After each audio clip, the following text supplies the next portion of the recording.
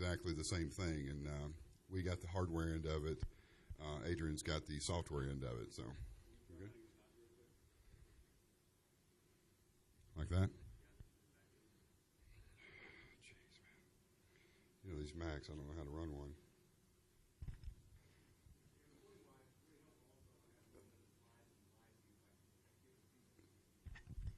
I know.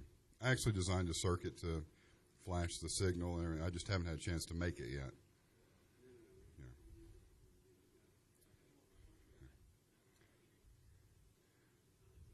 Yeah. So we can sync everything. And Adrian, the audio on camera 1 and the slides are the same thing, so you could cue them by audio also. So anyway, fun. Are we ready? Alrighty. Hi, everyone. I'm SkyDog. Oh, come. Hey, yeah, that's. And a warm reception that was. To excuse the presentation on a while back, we did a conference here for Matthew Shoemaker, and which we called ShoeCon, and I did this presentation here. My only trouble is, who's got an iPad? Okay. You can buy Keynote for $10. Yeah. I own Keynote on the iPad. I don't own on this Mac. I did the trial version. The trouble is, I can't export it out of here or move it over and get it to my iPad and make it work, which was what my plan was. So I haven't been able to go in and modify and change everything the way I wanted to. So here we are. I'm doing this talk. So we'll go change the name or something like that. So the title of my talk is The Modern Day Hacker, Artist, Engineer, or Mechanic. I'm not a subject matter expert on everything. I have some certifications, but I don't have a ton of them. So what I have more than anything is interaction with a lot of people, and I've kind of, over time, put a lot of thought into what a hacker is. And so we were discussing a talk that I could actually sit down and pretty much be a subject matter expert on, and this is it. So we'll do audience participation time. There's not a ton of people in here, and I'm going to make you stand up, which is really going to suck because it's early in the morning. So if you completed elementary school, stand up. Okay, everyone stretch. There we go. All right, we're going to do some jumping jacks. You ready? 1. Okay. And this is only to show diversity in our crowd. Who passed high school? If you passed high school, stand up. Okay. Who did some college? Everyone went through college? Some. Okay. Who actually graduated with a degree? If you graduated, still stand up. Okay. Who stayed and got their master's? Beat the crap out of these people later. They make us look bad. So you see we've got a little, you can go ahead and sit down now. You can actually see the diversity in our crowd. Most people made it through high school. Some of us actually made it to a master's.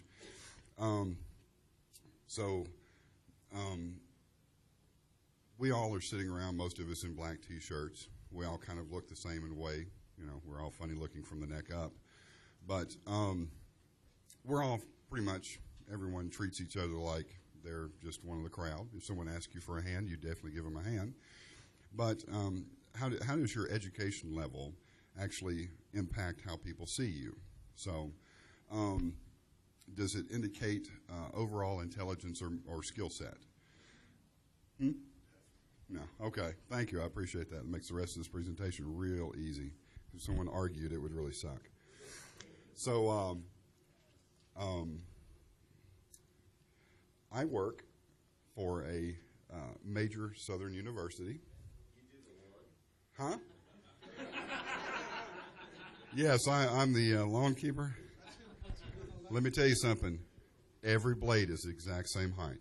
I work hard for that. Yeah, this is one of those, take a snapshot of the campus. So I work for a major university. I built a 51 terabyte redundant storage system. It's RAID 6. It's geographically geographically redundant, meaning there are two systems located in different sections of the campus for 102 terabytes total space, and I built it for less than $100,000. Who knows who EMC is? EMC hates me on our campus because for yep. So the guys at EMC and the ITS department wanted to sell me. Is this cutting in and out? Yeah, it's kind of. Yeah, you might want to switch over to the. But I like this one. The clown nose. Do one? Take the clown nose. I want the pink one. Is this the pink one?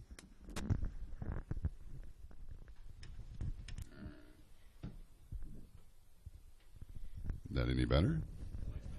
All righty then.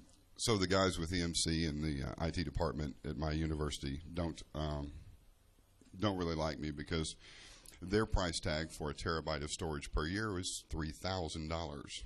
So our original estimate of needing 30 terabytes of storage would have cost $90,000 a year. That's per year, aside from the $100,000 that I built mine for one-time cost. And that left us with information in one place and no backup. So I have a geographically redundant one, meaning if the campus burns down, they will never, ever find me ever again. It holds $1 million research data, and I didn't realize I wasn't supposed to be able to do that. I asked questions on the BSD forum about, hey, how do you cut a 1 terabyte slice because FDisk doesn't do it? And someone said, oh, you use GPT. How big is your array? And I said, well, currently it's 12 terabytes, but I have enough chassis to do 25 and a half. And there was crickets. And everyone said, nobody's doing that. And I thought, oh, shit, I'm in trouble. So I went through and put that together for them. So who all's got a certification in addition to or instead of a degree? Raise your arm up. Come on, man. Stretch. Okay. Who's got 5 certifications or more? Scott has them up. Scott makes them up. Who are you kidding me? I have 32 additional ones and just the ones I read. You're terrible. You're terrible. You gonna make your own? We just do a test. Hey, man, we make some decent cash doing a show or doing a class somewhere. I hear it's very profitable. I feel like I'm showing my age today anyway. I'm 40 years old, and I've been playing with computers since I was 11. So someone do the math, it's more than a couple of years. I carry 1 certification, and it's actually Scott's class for Certified Data Recovery Expert, which I figured if I'm going to do one, I'm going to do one that sounds really damn good. So I have 1 certificate on my wall, and it's Certified Data Recovery Expert. Scott's class, I'm going to plug your class real quick. Scott teaches you how to go through and recover data from a hard drive.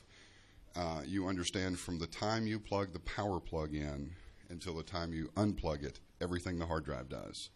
It's like being fed information from a fire hose.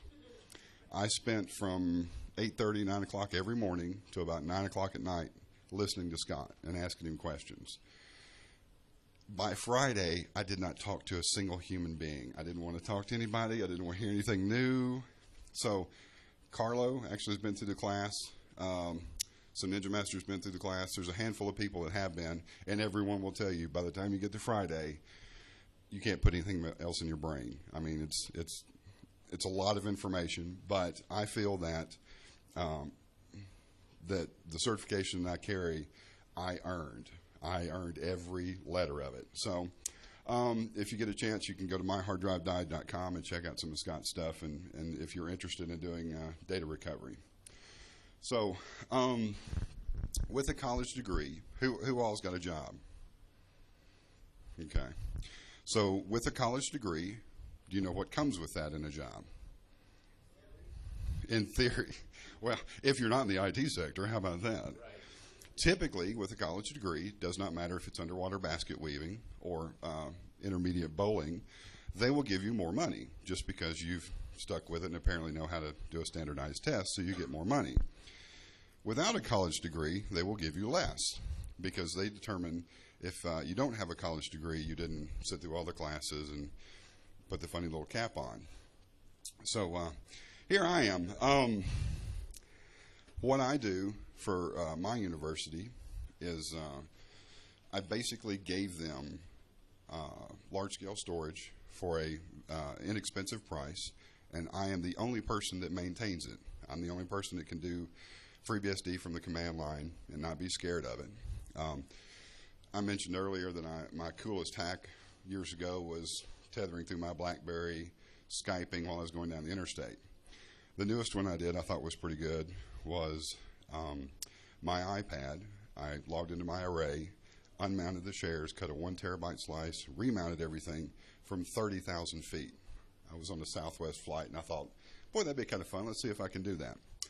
So I'm the only one in our group that actually is comfortable doing BSD and things like that. Everyone else is a Windows kind of guy. So I left college. Can someone give a guess what I left college with, what my GPA was? 2.5, lower. Lower. A 6? What college you going to? Does Phoenix actually give you solid numbers? 1.8, lower. 1.6, lower. So you didn't leave, they asked. They said, Mr. Hearn, you should reconsider what you'd like to do for the rest of your life, because apparently college is not it. I left Tennessee Tech with a 1.029. I have above average intelligence, but apparently I have the attention span of a gnat with amnesia when you put women, alcohol, and donuts in front of me. Yeah, I feel like I'm laying everything in front of you here. So one of my things that I'm going to pass along to you, stay in school, dear God, and get your degree, because it definitely just gets you some more cash from that standpoint. I work with PhDs, and they don't understand the concept of a computer. If it's not quantitative analysis, they don't understand what the hell you're talking about. Who knows what quantitative analysis is? I'd ask you to give that definition, but the rest of the time for my talk would be consumed by you explaining what quantitative analysis is. So a lot of us don't exactly make a ton of cash, and it is not because what we do is not valuable. It's typically no one understands what we do and doesn't understand the value behind what we're able to do. They just think they walk into our office and say, hey, yeah, blah, and we turn around and click a few buttons and it works. And they think, well, geez, that was easy. Well, they don't understand me knowing how to click these few buttons is because I've spent 10 hours researching that problem. One of the things that I've done in the consulting side of things was people would say, yeah, I need you to fix so-and-so, and click, click, and it's done. And they say, oh, that was easy. No, you don't understand. The last client paid for that piece of knowledge. Yours is coming. You will pay that 10 hours for me to figure that problem out, and the next guy gets it for dirt cheap. So, yeah, they don't like that one too much. Lawyers really hate that one. Who has heard this one, the valedictorian, Erica Goldson? I'm now supposed to say farewell to this institution, those who maintain it, and those who stand with me and behind me. But I hope this farewell is more of a see you later when we're all working together to rear a pedagogic, I hate that word. Anyway, the movement. But first, let's go get those pieces of paper and tell us all that we're smart enough to do so. So the girl that did this actual valedictorian speech got up in front of everybody and pissed all over the leg of education. And basically she said, yeah, I finished, but what do I have? I know how to take a standardized test. You know, I had to take notes in class. I know how to pay attention to what's in bold print in the book. But what does that get me? Well, I can tell you it gets you a piece of paper that gets you more money. But what we actually know how to do is our ability to troubleshoot, to think around corners, outside the box, outside the 9 dots, whatever your little term is for it, where it doesn't matter if you've graduated college, if you understand how that works, and typically everyone in this room does, you can think around corners. You can make things happen where you don't have a degree that says, you know, I have a master's in computer science, but you're running circles around everybody just because you understand how things work. So, how we're portrayed in the media. This is a problem we've had for years. And do what?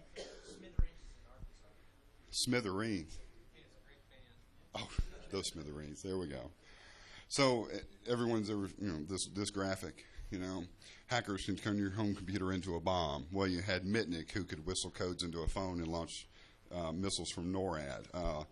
All of these things that people think that we do that are complete and utter bullshit, and we have to argue with people. Yeah, we're hackers, but no, we don't break into everything all the time. Typically, media is the one who has done the worst damage to us. Being 40, back in the day, we used to have hackers and crackers, and then it became black hats and white hats and gray hats, and now we're hackers and makers. And apparently we're all bad. Do what? So this actually, I believe, was in 2007, but the article was dated 2009. Charles Yu from the Atlanta Journal-Constitution came to Outerz0ne. And it's the first time I got to deal with the media in dealing with the hacker conference thing. And the guy came out and said, I'd love to really talk to people and do a report and all that stuff. And I said, cool, I have one caveat to that. You have to not portray us as bad people in the press. I said, you talk to anyone you want, that's completely fine with me, but you cannot go through and say that we came out here and we were talking about how to destroy everything. And he said, no problem at all, fucker. So, did you? Did you spit in his food? Would you take him to lunch and spit in his food for me? He actually talked to a lot of people. What was it? The professor, what's his name? Charles Holt? Or Thomas Holt, that's right. I haven't seen him in forever. He sat down and talked with him, and Thomas had done his dissertation on computer criminals. And so he talked to a lot of people. He ended up talking to Simon Tech, who I don't think is here. I think he's out of pocket now. So he talked to a lot of people, and he put this article together. So here are some quotes from it. The term hacker describes someone who changes someone else's computer software or hardware, sometimes breaking into secured zones. So I ordered a copy of this news article, and it came to my office. And my dentist would like to talk to me about the amount that I grit my teeth, but I was ready to kill this guy. You move to the next little quote. He continued, we are a little bit bizarre. This is actually a quote from Simon Tech, I believe. We are a little bit bizarre. We want everyone to see how we do it. We're not going to take down the internet and destroy it. So this actual quote was at the very end of the article. We're not going to take down the internet and destroy it. And he tagged on, or will they? Oh my God. You could have gone everywhere else with that, but putting that last line in really infuriated me because we accepted the guy. He showed up to the conference. If you've seen some of the video from DEF CON, they had someone that showed up to be a reporter, and they were going to do everything nice and hidden. Well, this guy came in, and I shook his hand. I talked to him, and he had full run of the place. And those 3 words right there means he's never coming back. So, the world sees us as living in our parents' basement, right? We're sitting in front of the computer. We don't see sunlight. All we do is drink Mountain Dew and eat cold pizza. Now, let me tell you, Mountain Dew and cold pizza is damn good. And sunlight is overrated in most conditions. But I have an office. It doesn't have a window directly next to me. It's on the other side of some stuff. I'm surrounded by computers. I have the neatest, most user-friendly office around in where I work. But people see me as that weird computer guy in the other room. I don't mind that, but I've tried to kind of go through and dispel that.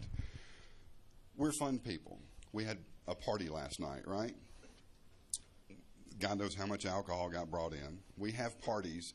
You can't explain our parties to other people. So I'm a member of the Hacker Pimps. We have a party at DEF CON. It is legendary.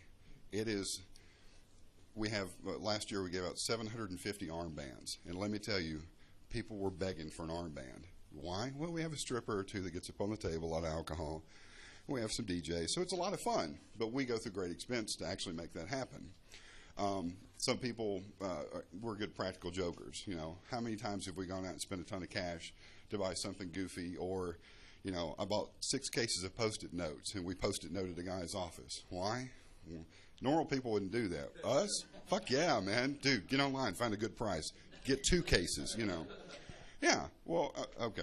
We do that because, well, sometimes we have some disposable income. And 2, it was worth it. It got a good laugh. Someone's going to remember it. Who's ever sent, well, the new guys probably not as much because no one does SMTP relaying anymore. Who's done the God email? Where you send someone an email from God? Stop touching yourself, right? Back in the day, you could do that real easy. It was before, everyone started doing spam. So, you send somebody in the office an email from someone else's account and have a little bit of fun with them. We'll go to great expense to do things like that. We also will make jokes of our friends. Billy Hoffman's quote, actually at ShoeCon, "You can always fix it, everything later." This is during Billy's talk about how to start a startup.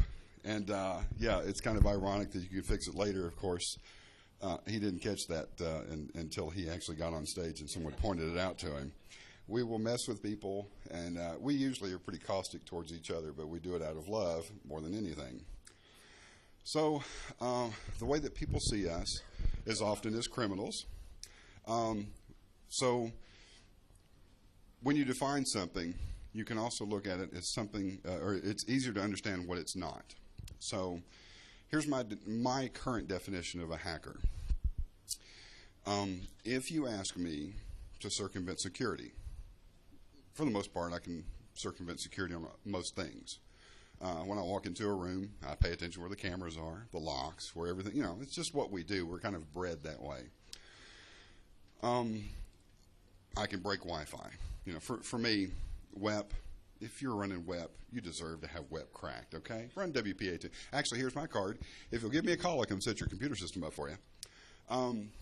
But there's a certain line that when you cross it, if you have, who's got lock picks?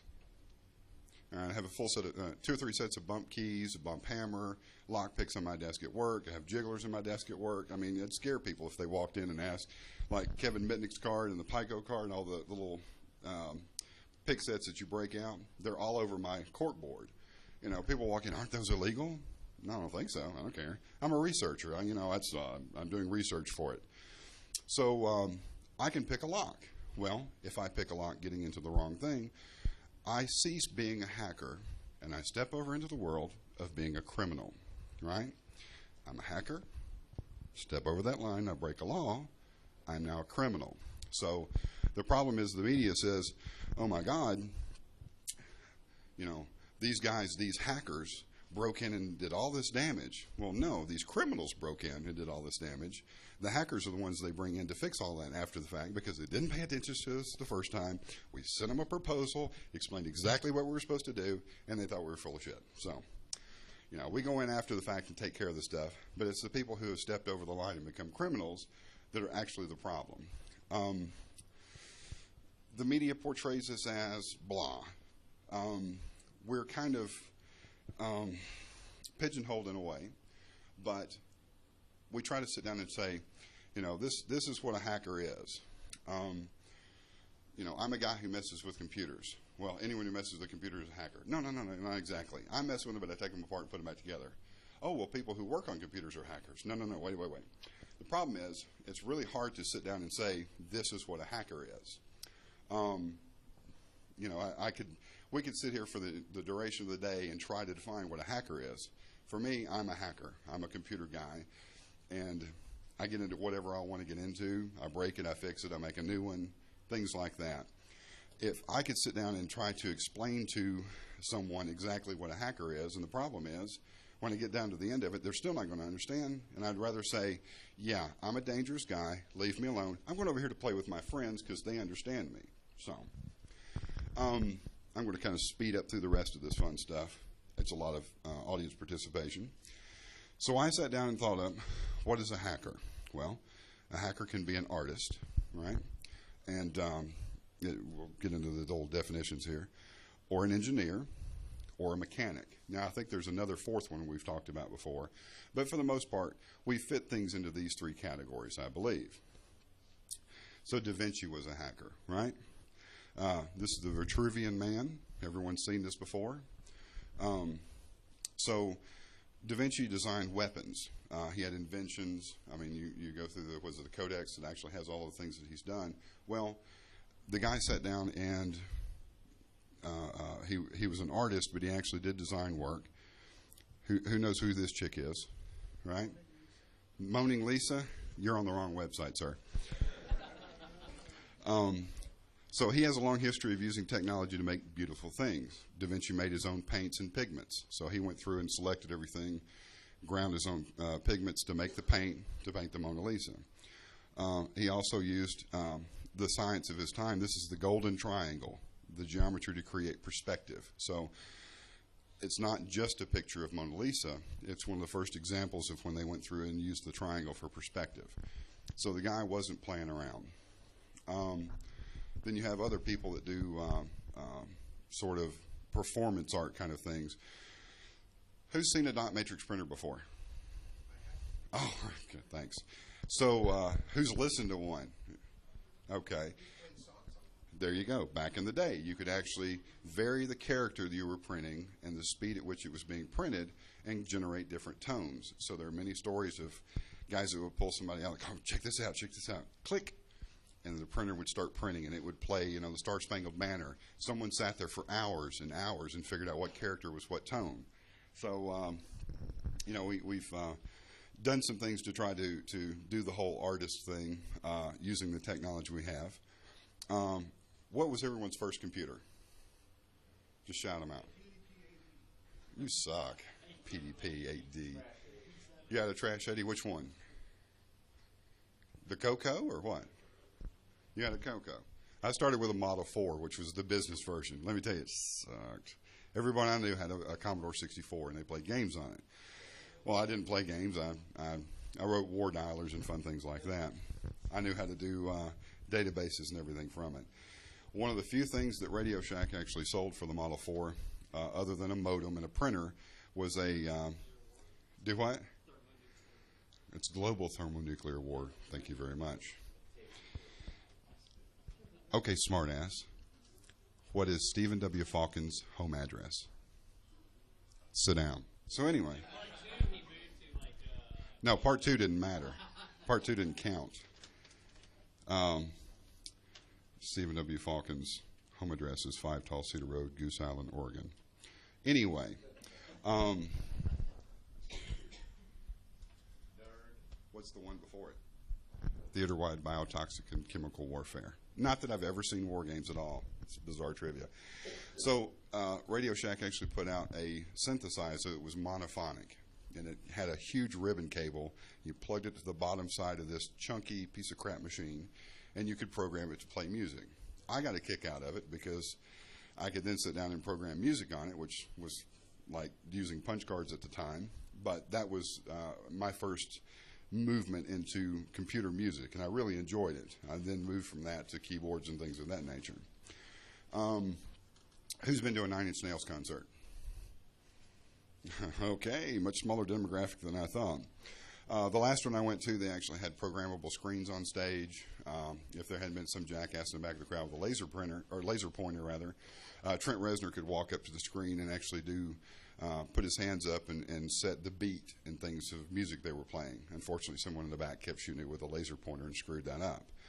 But they did a lot of performance art that was not just flashy effect. It actually had a lot of really meaning. It would add meaning to the song. It actually was very beautiful.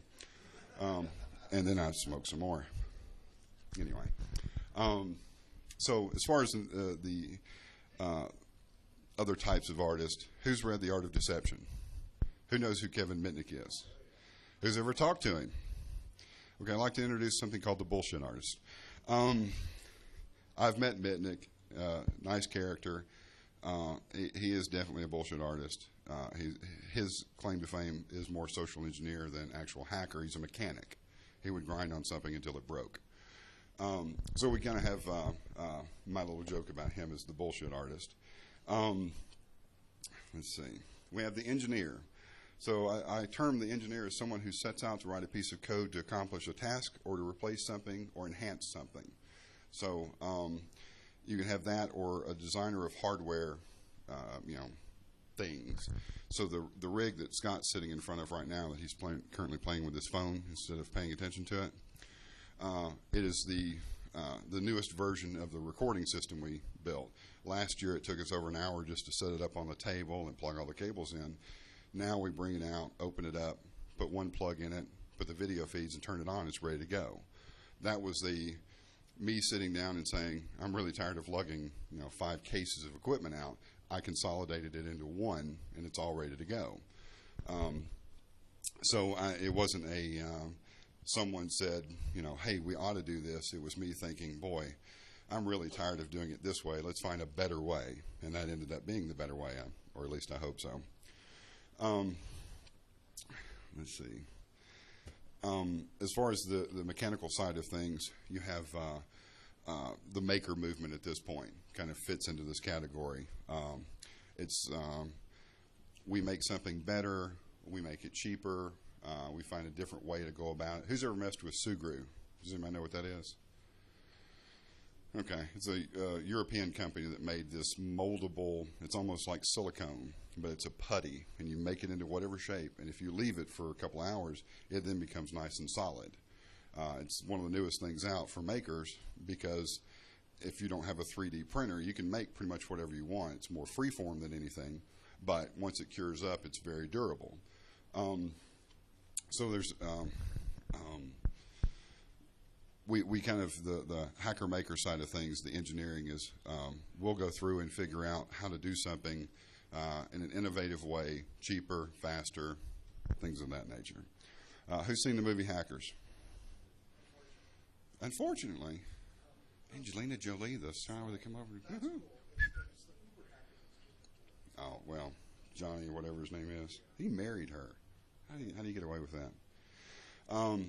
So one of the best quotes, which there were very few in that movie, was, hacking is not a talent, it's a survival skill, which I think is great, because we look at things a lot differently than most people do, I guess, as far as what an object is. We'll get to that. Why looking for a definition is bad. When you define something, you run the risk of limiting it, or if you limit our thoughts, you ruin the spirit of what we are. So I did put everyone into 3 different categories, but I didn't do that to say you're only an artist. This is just a segment of what you're doing at the moment. This is a good example of why labels do not work. Who knows who this character is? Okay. Who knows who this character is? Yeah. I don't know which one is this at the office, or is this at the office? That's the way it is at the office. That's me too. So I love your shit, man. You have to ask Adrian. You have to ask Adrian where that comes from. That's another one of those fun inside jokes we have. So, what do you see? Regard this simple salt cellar, if you're a Douglas Adams fan. Here's an object. What does the world see? Oh, dude, can of Coke, 12 ounces, whatever. What do you see? Do what? That's kind of scary that you picked that out, but okay. The world sees a Coke can, or the industrial world sees money. Hey, we designed a product.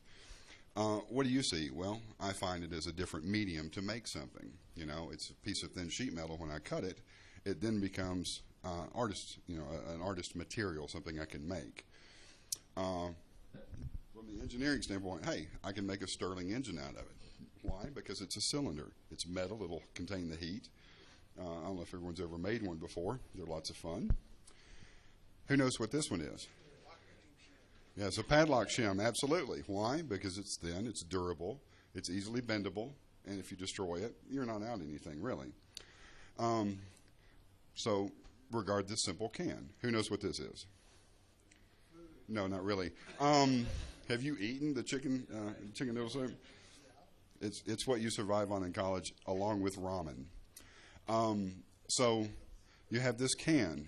You have an artist. Who knows who this is?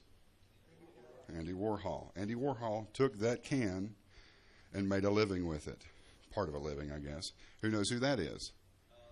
That's Mr. Brainwash. It's Banksy. isn't it? Is it Mr. Brainwash? I thought it was Banksy. I'm sorry. It was credited to him. I'm sorry. I'll change that one later on. You have the artist, you have the engineer. Okay, I can get a hold of something. I can make something. It's a solid, sturdy thing. Oh, here's a good one. So you're looking at the can. Do you know why there are ridges on the can? No one knows why there are ridges on the can. When you grab a hold of a Coke can and you squeeze it, you can compress it, you break the cylinder, and you compromise the cylinder. The reason there are actually ridges on a soup can is those ridges actually make it structurally rigid. It makes it very difficult for you to crush. Now, the steel can actually is a little bit thicker, of course, than the aluminum, but it makes it that much harder because the ribs that are put in it, the way they're designed, they actually make it more structurally rigid. Not too many people know that. This is the crappy knowledge that we carry around day to day. Here's a soup can. Well, if you're a survivalist, you're boiling water out of it. If you've got a solar oven, you're boiling it that way or on top of coals. We got a piece of string and 2 tin cans. We have a phone. There's a million things we can come up with.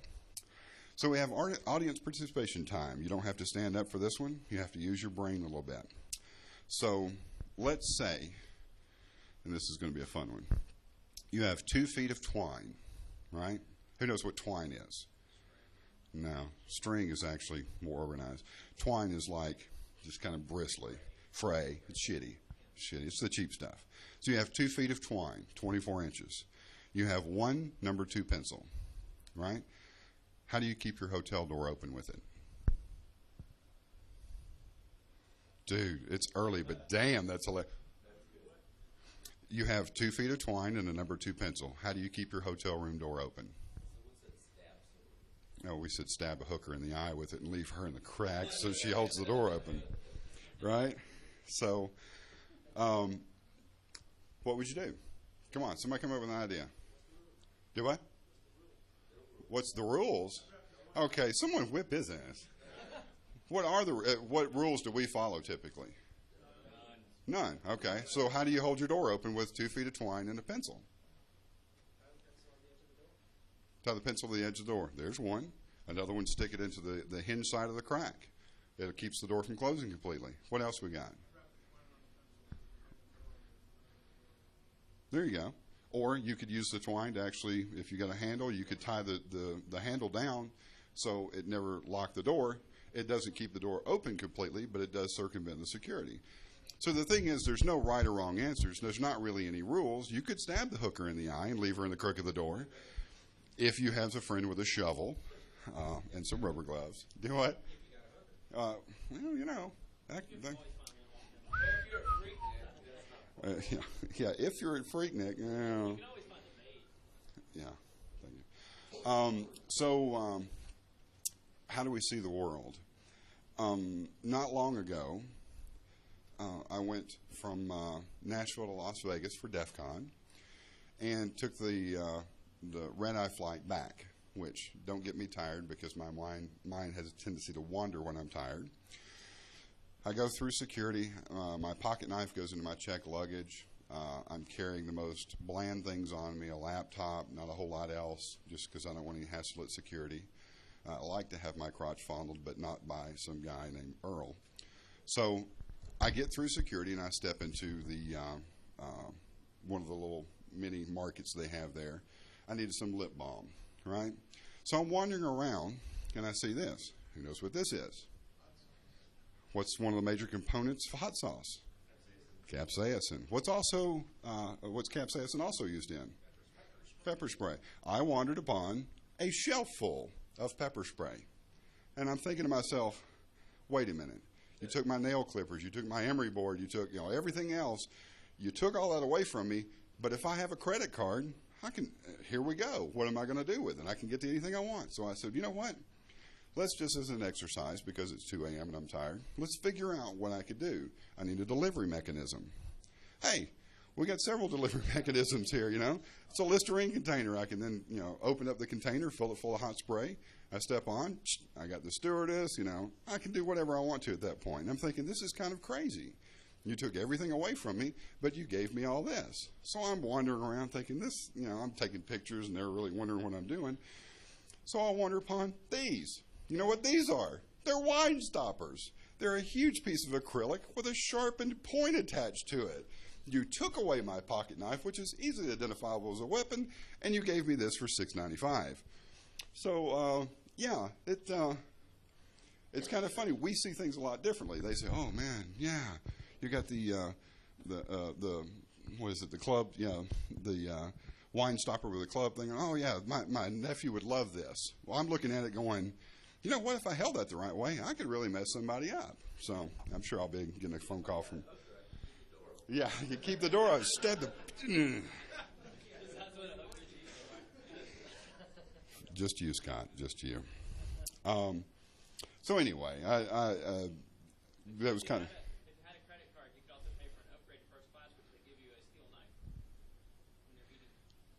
See, that's why I hate Scott, because Scott flies first class every time he goes somewhere. Yes, they give you a steel knife, and you're that much closer to the cockpit at that point, unless you fly Southwest like all of us have to do, and there is no first class. It was funny because I talked to a stewardess, and she said that when they give you the steel knife, that they're supposed to stand in the aisles there and watch everybody who has steel knives to make sure they don't do anything with it. Really? That's their job. So I can't get a cookie at that point. I want a warm cookie, but I can't have one because she's watching the jackass behind me with a steel knife. Okay. Cutting his filet mignon. So I kind of did that as an example about how we actually see objects. So what do you see here? This is AAA Upholstery Company years and years ago in Nashville, Tennessee. That's it. Actually, that is now the Hacker Consortium. It's a 2,500 square foot hacker space that myself and Gabriel Seablind here actually put together. We spent 3 years renovating the interior, and we put the first paint on the walls actually inside this place. We wired it with 400 amps worth of electricity, brand new plumbing, new floor. The only thing we haven't replaced is the roof at this point. But everyone else that drove by saw a crappy old building, and what we saw was, oh, dude, here's our hacker space. This is perfect. It doesn't cost us an arm and a leg. We got to put some elbow grease into it, well, a lot of elbow grease. But what we got to on the other end of it was a very nice hacker space. So when you look at things, what do you see? Do you see a medium for artistry? Do you see something you can repurpose to make something out of?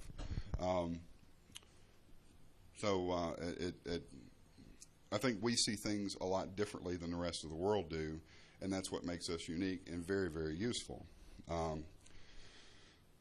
So when we did ShoeCon, we stepped out of the hotel to go get something to eat. As we're walking down, one of our guys, Keith, was actually standing looking at the Italian restaurant on the corner that's part of the hotel.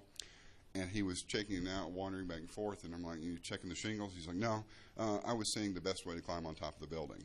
That's not something normal that the rest of the mundanes do. So what are we becoming?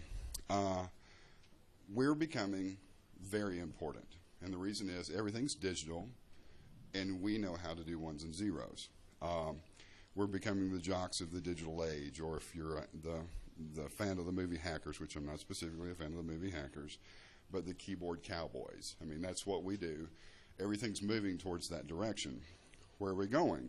Well, unfortunately, the companies out there are realizing that we typically demand a little bit more money than they'd like to pay us. So they're going through and simplifying everything. Do what? Yeah, we got to pay for hookers, man. They're kind of fun. So they're going to software that doesn't have a command prompt. No one messes with the command line. Who uses a command line? I've worked at several companies where I was the only guy who knew that. I would say, go to the command line, and everyone would just blank stare at me. Oh, dude, I don't want to use the command line. Why? You can let go of the mouse.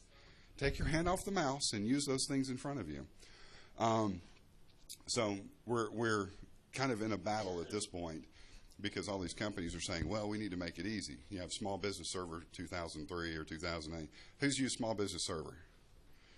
And how much does your therapist charge? It's an all-in-one thing. You install it. It's made for the guy who's somewhat literate with a computer who has a company.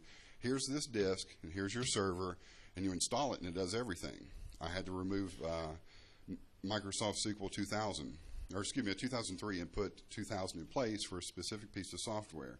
And it was like trying to take it apart with a crowbar. I mean, it's just, it wasn't made that way. It was made to be simple for, you know, the average person to mess with. But I had to do something with it that was outside the 9 dots. Became very interesting. Where's the world headed? Who's seen Idiocracy? If you have not seen Idiocracy, I can't say that you need to use a torrent and download it. I think you should go to your average Blockbuster or Redbox and see if you can check out a copy of it. Or you could go to Amazon and purchase it, or you could go to BitTorrent. If you haven't seen Idiocracy, you need to watch it. Typically, you'll need to up your meds a little bit the week before that, because it's an actual, it's a comedy, but it is a very close representation to which direction we're going.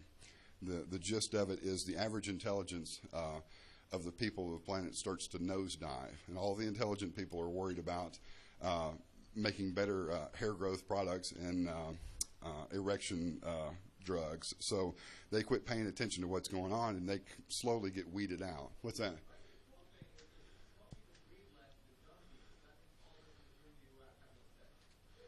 Say that one more time, because I want to hear your thoughts on sex, Adrian. What? The core of the film is that dumb people have more kids than smart people do.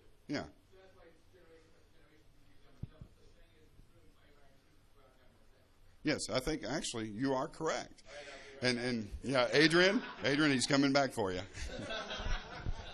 So Pull the hooker back in from the door. there you go. Pull her back in. She's still warm.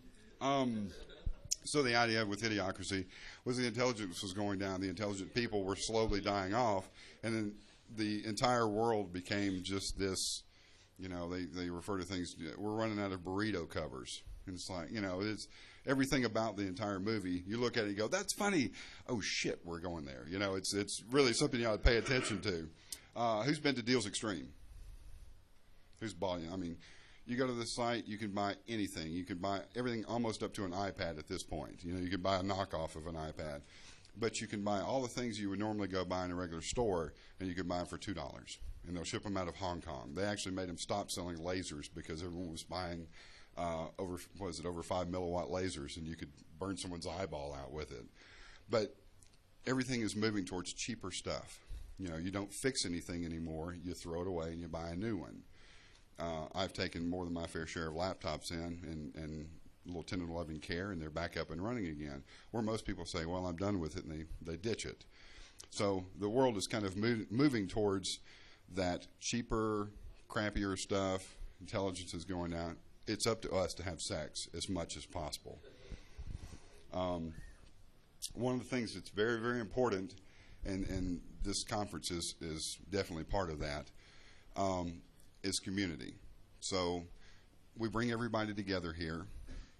We're trading knowledge. We're trading experiences. If you had something you needed to do, you can turn to someone and say, man, I'm trying to do so-and-so project. And someone goes, oh, dude, this guy, he's already done it, or he's working on it. You team up with them, and you go do something and make it great.